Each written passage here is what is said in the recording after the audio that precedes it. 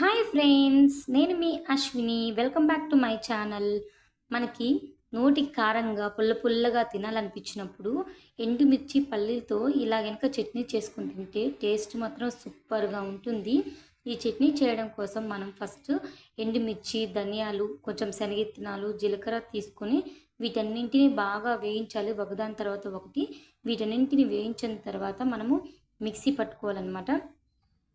ఈ పికిల్ అనేది ఇందులో కొంచెము మనం చింతకాయ పచ్చడి కూడా యాడ్ చేసుకోవాలి మిక్సీ పట్టేటప్పుడు.